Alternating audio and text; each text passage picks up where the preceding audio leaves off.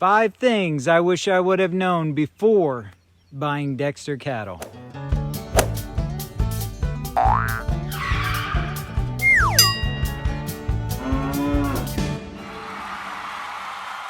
Hey guys, welcome back to Dexter Ranch, and in today's video we're going to be talking about the 5 things that I wish I would have known before buying any Dexter cattle.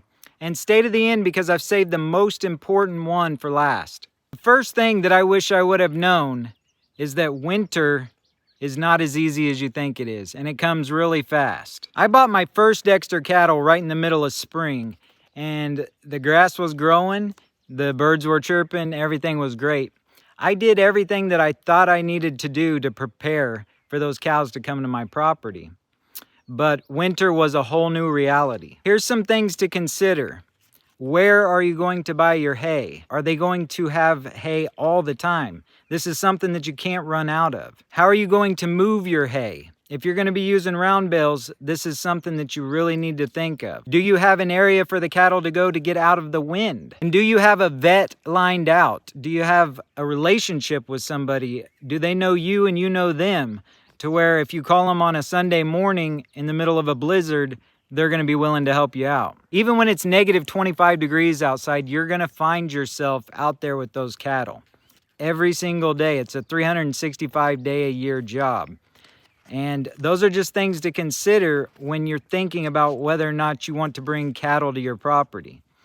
I knew I wanted to do it, but I didn't know until I went through it how difficult winter was. Number 2 on the list is I wish I would have known more about grass-fed genetics. In my area and my experience, 95% of the people that I've met that raise Dexter cattle use some amount of grain in their feeding. And if your goal is to feed grain, then you're all set and this shouldn't even apply to you. But if you're wanting to run a grass-fed operation, then I strongly recommend that you buy from somebody else that is already doing grass-fed at their farm. It'll make your life and the cow's life a lot easier. I spent well over a year getting my cows accustomed to maintaining themselves off of just grass and mineral. Their body scores declined, and for a while they weren't living their best life. When they're accustomed to eating grain, it's very difficult to transition them back to just eating grass. It takes more work on their part, and as any living thing on earth,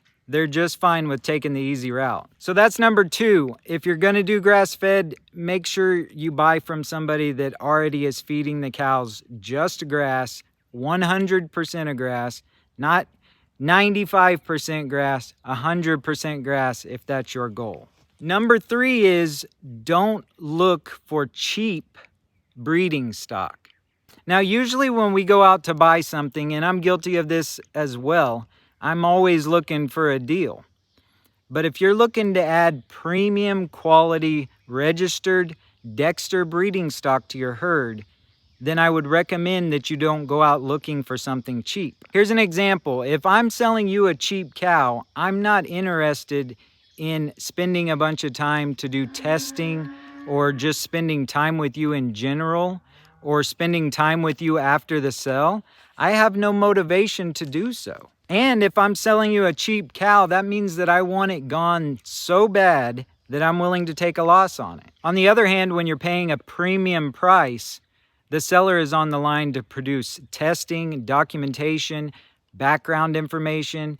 They're gonna have the mother and the father there for viewing. And if they're a decent farm, they'll be willing to help you with any guidance that you may need and be willing to help you after the sale. So if your goal is to breed premium priced animals, don't start out by looking for something cheap because it'll almost always come back to bite you in the end. Number 4 is make contacts. If you're anything like me, you're just fine with steering clear of almost all people. Many of us like to do our own thing, and we feel that we're smart enough to figure out this whole cattle business on our own. But if there's one thing that I've learned along the way is that it pays to make contacts with people that have been raising Dexters. I'm fortunate that I have this YouTube channel. I have people reach out to me all the time with great ideas and advice. And even if you know a lot of people that just raise commercial beef cattle, you're still going to want to find some people that raise Dexters. Most commercial beef guys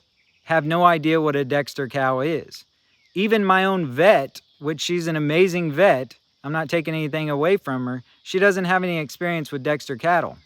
So the knowledge that you're looking for lies with the people that have been raising them. So that's number 4, meet people in the Dexter community.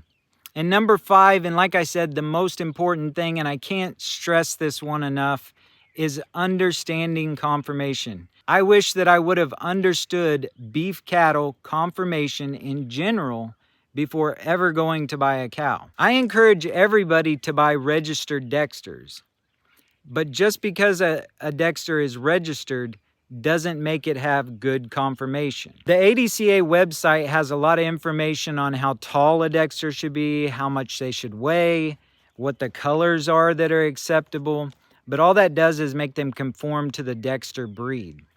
The things I'm talking about are actual beef cattle conformation, like udders, feet, hips, backs. So educate yourself before you go buy any cattle. There's a lot of information out there, and you'll be glad that you did. Most important in Dexter cattle is going to be the udders and the feet. These are the 2 things that I've found that you need to watch the most for in the Dexter cattle breed. I've made a few videos about Dexter cattle udder conformation, and I'll link that playlist below. But these things will definitely come into play as you start to sell to serious buyers. And remember that young cattle generally score well in all of this. So that's why it's important that we take a look at the mother and the father of the animal that we're trying to purchase to try to determine how well its conformation may be. As you start to get into the Dexter cattle, you'll start hearing words like A2 milk and homozygous polled. These are very desirable gene sets, and you'll find yourself wanting to buy those cattle. And that's fine. We all do, but be very careful when you go to look at those cattle specifically, because as those breeders went towards that trend, some of them put actual conformation on the back burner in order to achieve that desirable gene set. So pay closer attention to them and don't get too excited just because they have that desirable gene set and forget to look at the conformation. Guys, there's a whole lifetime of learning when it comes to producing quality cattle. But these were the 5 things that I felt like I would have been better off knowing before I got started. So hopefully this list has been helpful to you. If it was, don't forget to hit the like button and subscribe to Dexter Ranch. And we'll see you guys on the next one. Bye.